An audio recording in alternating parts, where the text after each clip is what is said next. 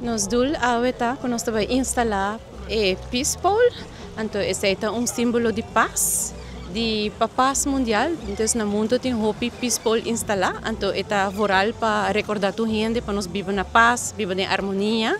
Então esse é para que nós instale awe também, para um símbolo de paz para Aruba eigenlijk. Rotary nos ajuda a comunidade. Nós temos dois eventos grandes que nós organizamos por ano. Esse é a famosa festa rotária que nós organizamos por ano na março. A cultura é fundo que nós recaudamos dia aqui, vai back na comunidade. E também nós temos golf tournament que está na dezembro. Então é fundo aqui também vai back direto para a comunidade. Maneira nos ajuda Kibrahacha, entre outros YMCA, das diferentes organizações. Pues tu coisa que nós recaudamos vai back para ajudar a Aruba. Essa é a ideia de nossa organização.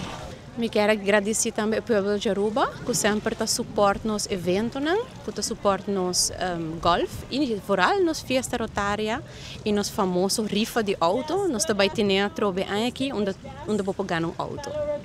Rotary Club, Rotary International, tem doel de peace building. Dus nós trabalhamos conosco por seguir puxar o conceito de paz riba mundo.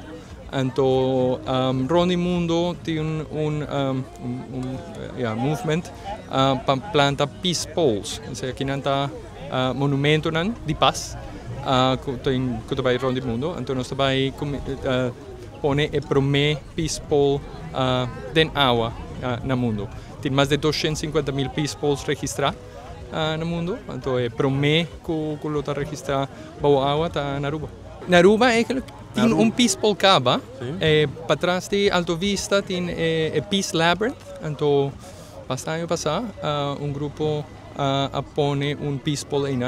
Então, toda a gente sabe que atrás de Alto Vista é lugar de paz. Então, o que nós queremos trazer aqui é trazer ticket de paz back na Trestrapi. Hopefully, ele traz awareness para todos os visitantes que estão aqui. Eu penso ticket over the consecrate lugar aqui e conosco por respeitar ticket mais. Uma bonita iniciativa de parte de Rotary é promover Peace Pole no mundo que está de água.